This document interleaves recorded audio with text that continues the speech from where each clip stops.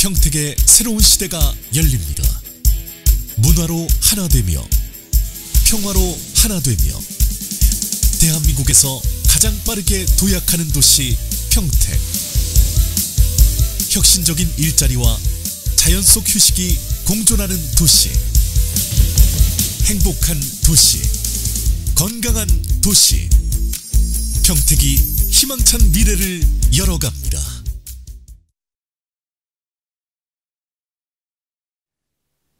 구독, 좋아요, 알림 설정 부탁드려요.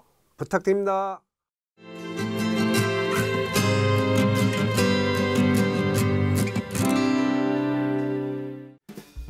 안녕하십니까.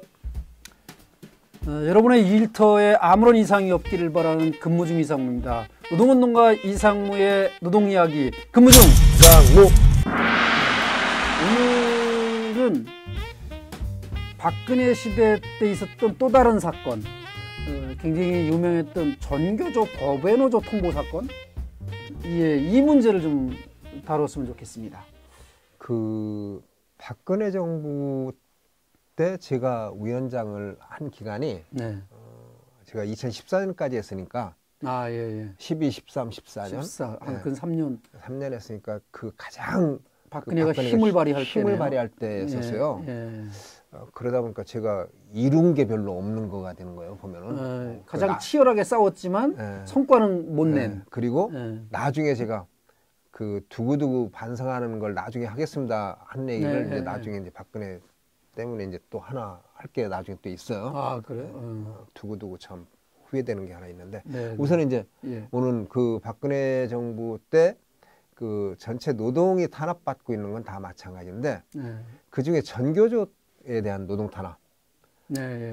이 얘기를 그 제가 전교조는 전국 교직원 노동조합은 아니지만 같이 그 노동 민주노총 산하의 공공운수 노동자로서 이 얘기를 빠뜨릴 수가 없어요. 왜 그런가 하면은 앞서서도 얘기했지만 대통령의 입만 바라보고서 어떤 행정을 하는 이런 국가는 정말 큰 폐단이 있다.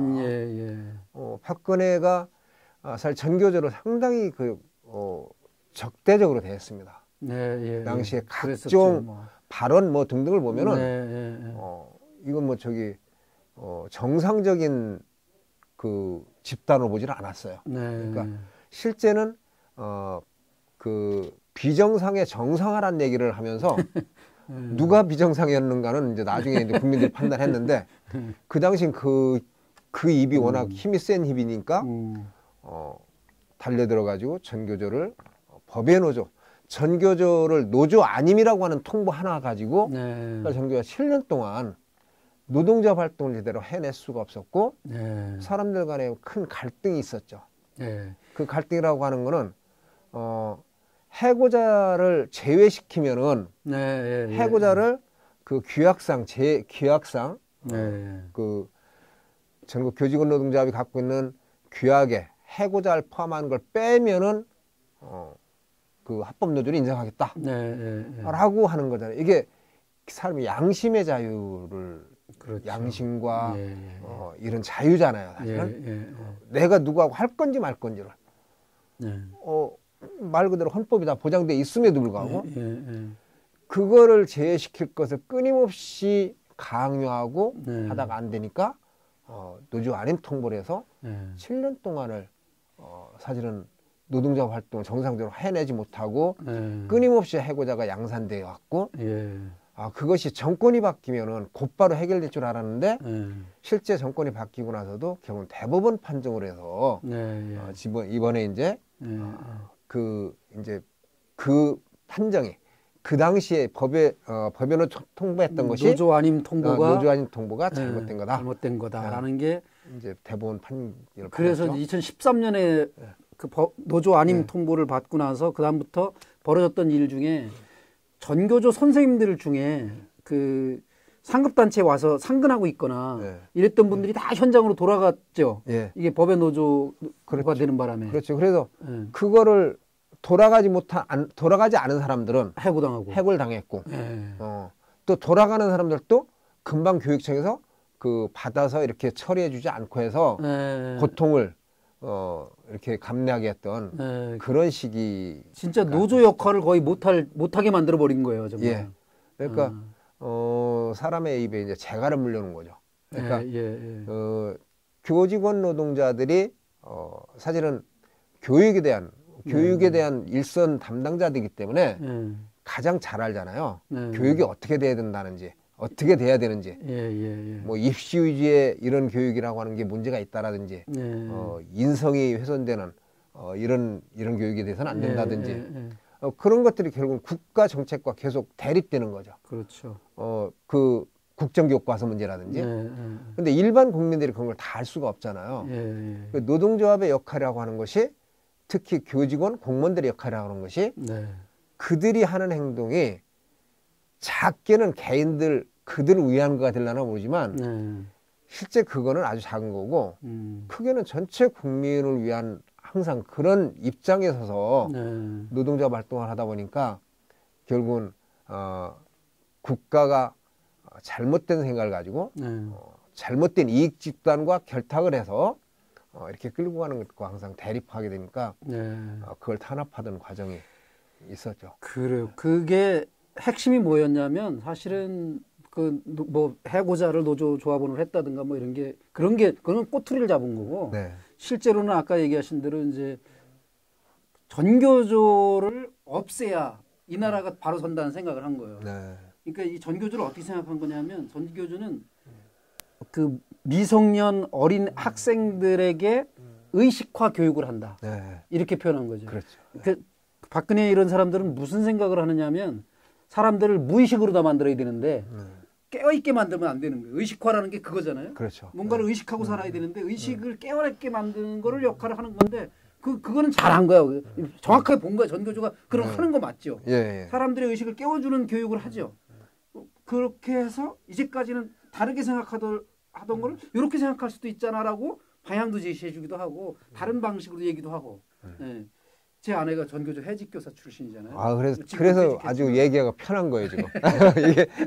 이게 사실은 엄청 크게 설명을 해야 되고 막 그런 내용인데. 그러니까 일반 시청하시는 분들도 의식화라는 단어만 들으면 뭐 빨갱이 뭐 이런 생각을 하시는데 의식을 깨워주는 역할을 하는 거예요. 그 어렸을 때 깨워주지 않으면 학교 선생님들이 안 깨워주면 누가 깨워줘요? 맞습니다. 이들은 그런 소리 하면 안 돼. 이렇게 계속 의식을 잠재우고 무의식 속에 살아가게 만들고 뭐 불의를 봐도 그냥 참게 만들고 이런 선생님들이 판을 치는 세상 뭐 그런 사람들을 정상적인 세상이라고 얘기하고 의식을 깨워주는 사람들을 비정상이라고 얘기하는 세상을 살았던 거죠. 맞아요. 그래서 그런 것들이 지금도 계속 이어지고 있는 것 중에 하나는 그 학교 내 청소년 인권 조례 교육청에서 이렇게 해서 조례를 만들잖아요.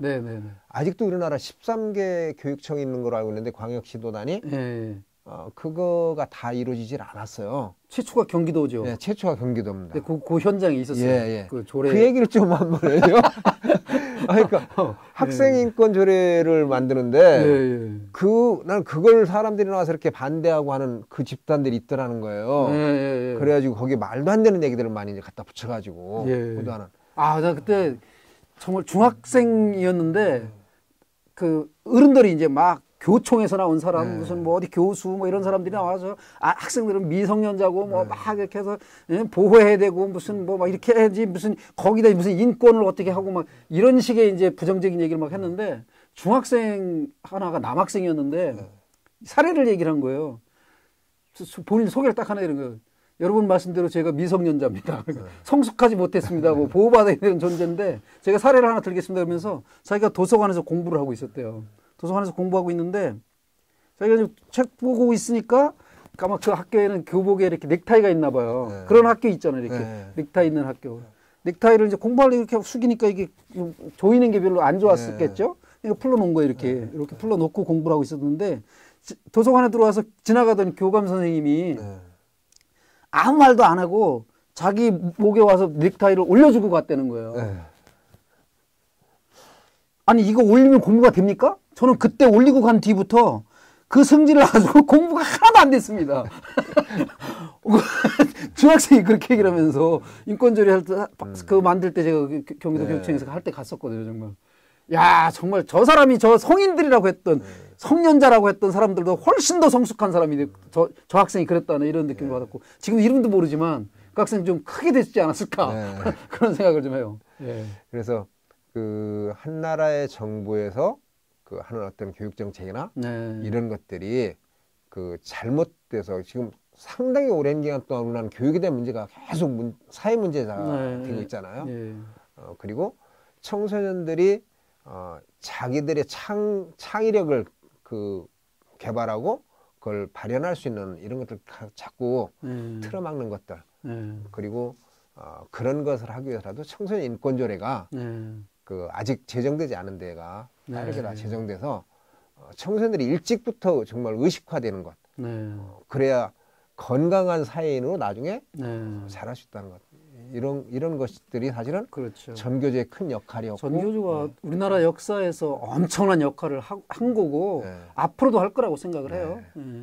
그 깨어있는 그 노무현 대통령이 그 당시에 했던 깨어있는 시민들의 조직된 힘 이게 그거를 선생님들이 안 가르쳐주면 학교에서 누가 가르칩니까?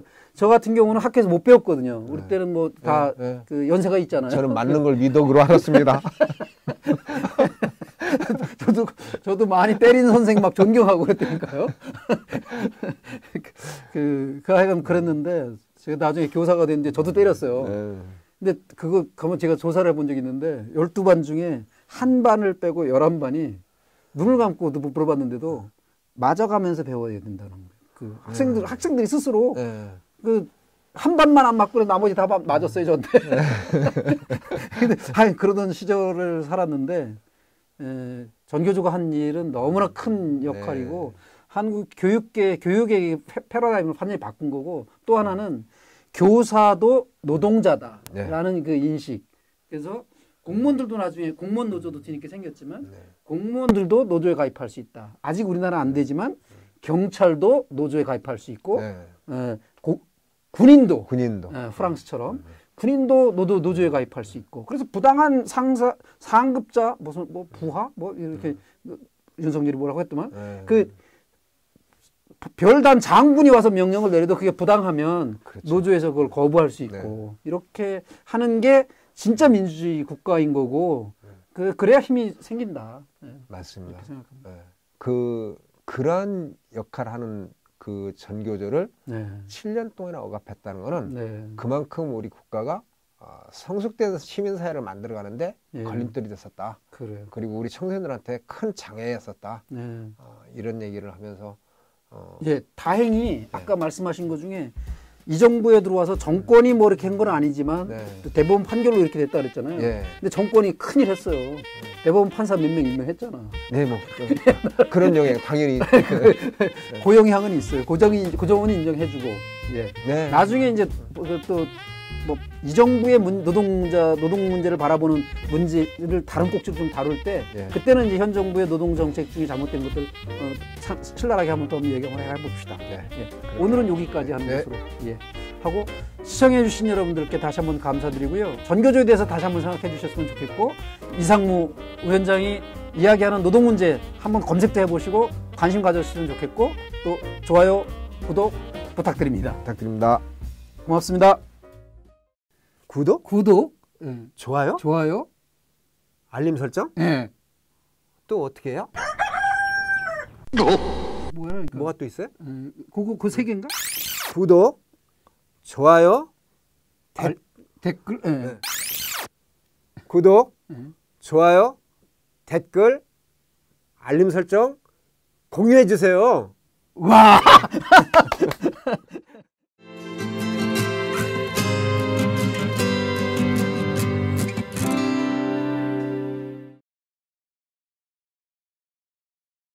지금 평택의 새로운 시대가 열립니다. 문화로 하나 되며 평화로 하나 되며 대한민국에서 가장 빠르게 도약하는 도시 평택. 혁신적인 일자리와 자연 속 휴식이 공존하는 도시. 행복한 도시. 건강한 도시. 평택이 희망찬 미래를 열어갑니다.